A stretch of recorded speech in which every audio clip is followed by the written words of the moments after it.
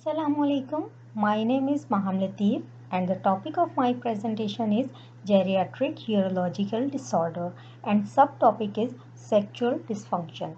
Sexual dysfunction is also called impotence is a type of sexual dysfunction in which the penis fails to become or stay erect during sexual activity.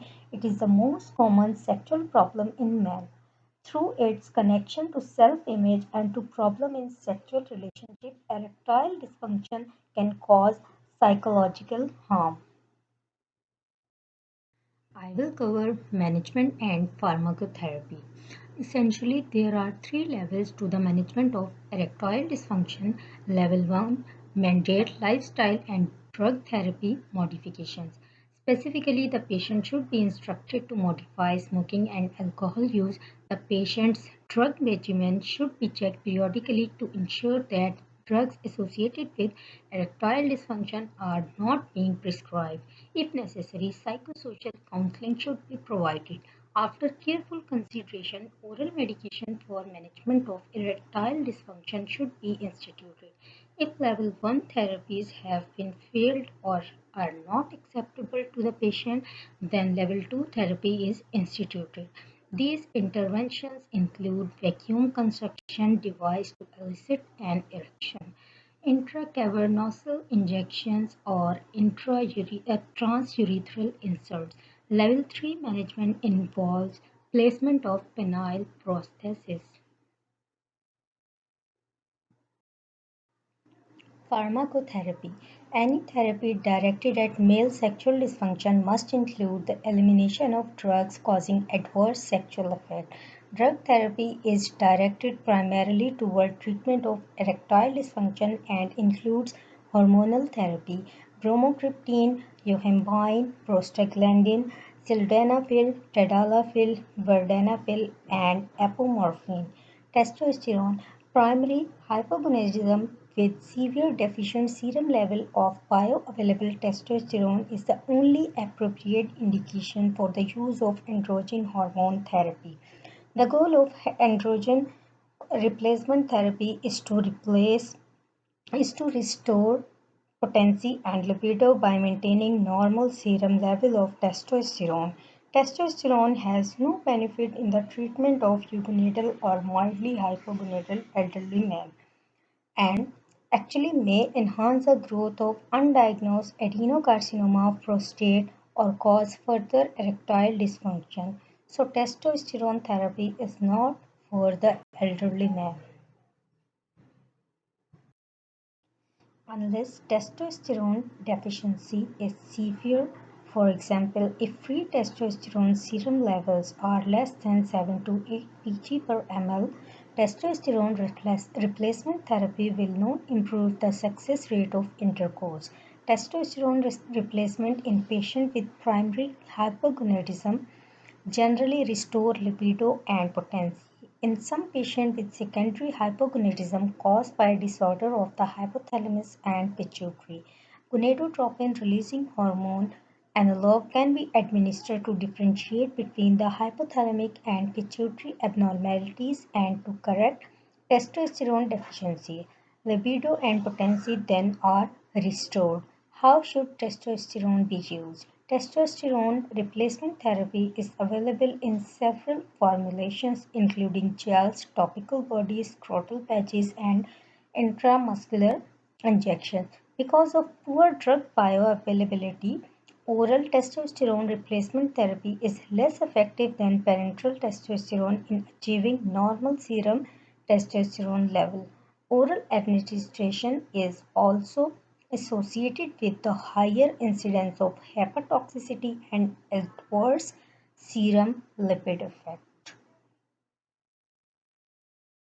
Bromocriptine.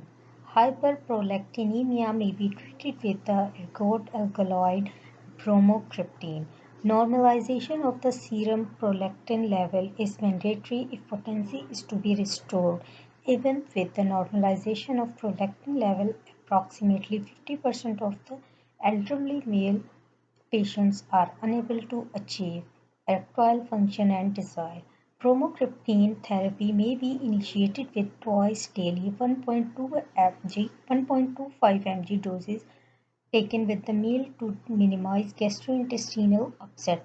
Thereafter, doses may be increased weekly at a rate of no more than 2.5 mg per day. Because bromocriptine is associated with dizziness, drowsiness, hypotension, and cerebrovascular accident, the patient should be forewarned.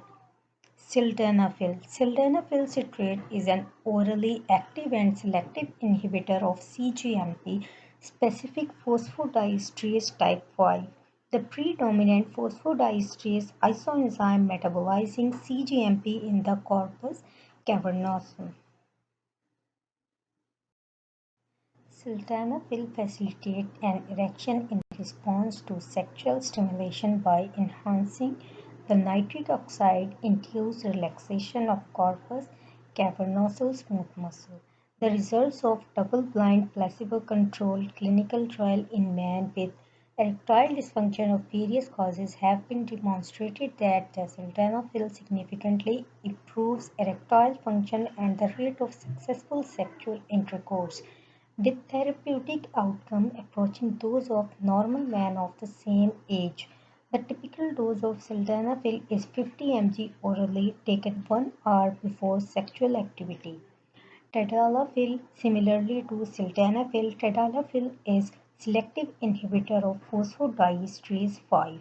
Tadalafil have several times more affinity for phosphodiesterase 5 than sildenafil. The clinical significance of this increased affinity for phosphodiesterase 5 is unknown because comparative clinical trials between the phosphodiesterase 5 inhibitor sildenafil, tadalafil, and vardenafil have not been conducted. Tadalafil is metabolized by the hepatic CYP isoenzyme. Food has no effect on oral absorption of tadalafil in contrast to sildenafil. Bioavailability decreased by 29% in sildenafil. Tadalafil may be advantageous in subset of patients based on its shorter onset of action and 24-hour duration of action.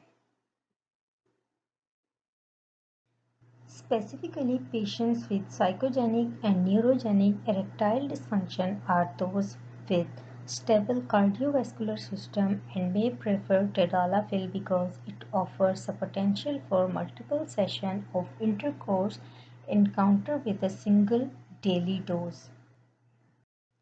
Vardenafil is the third FDA-approved oral phosphodiesterase 5 inhibitor for treatment of erectile dysfunction. Vardenafil, as with the other phosphodiesterase 5 inhibitor, has an affinity for phosphodiesterase 6 and will therefore cause ocular adverse effect. The warning regarding the use of nitrates while taking vardenafil are similar to the warnings for sildenafil. Patients using vardenafil may experience headache, flushing, or rhinitis. The incidence of these side effects are dose related. Vardenafil 10 mg dose does not impair the ability of patients with stable coronary artery disease to exercise at levels equivalent to or greater than that attained during sexual intercourse. Yohimbine. Yohimbine hydrochloride is an alpha-2 adrenergic antagonist that decreases the outward blood flow from the penile corporal tissue. The effectiveness of yohimbine relies on an adequate penile blood supply. It has been used in treating erectile dysfunction among diabetics with some degree of success. In some patients, yohimbine have been associated with nausea, tachycardia, a slight elevation in blood pressure, anxiety, and panic attacks. Intracavernous injection. In 1982, inadvertent injection of papaverine into the penis was found to produce an erection. This landmark observation ushered in a new methodology for diagnosis and therapy of erectile dysfunction. By 1986, papaverine injection into the penis had gained worldwide popularity for the treatment of erectile dysfunction. In 1986, the alpha blocker phenoxybenzamine also was noted to be effective. Shortly thereafter, the combination of papaverine with another vasodilator, phentolamine, reportedly enhanced and prolonged erection duration. Papaverine-phentolamine combination. Papaverine, a non-specific phosphodiesterase inhibitor, increased the serum concentration of cyclic AMP, resulting in penile, arteriolar, and corporal sinusoidal smooth muscle relaxation. Papaverine also may relax an elastic venous wall mechanism that is kept open by adrenergically mediated smooth muscle contraction. Phentolamine exerts its relaxant effect by alpha-adrenergic receptor blockade of both alpha-1 and alpha-2 adrenoreceptors.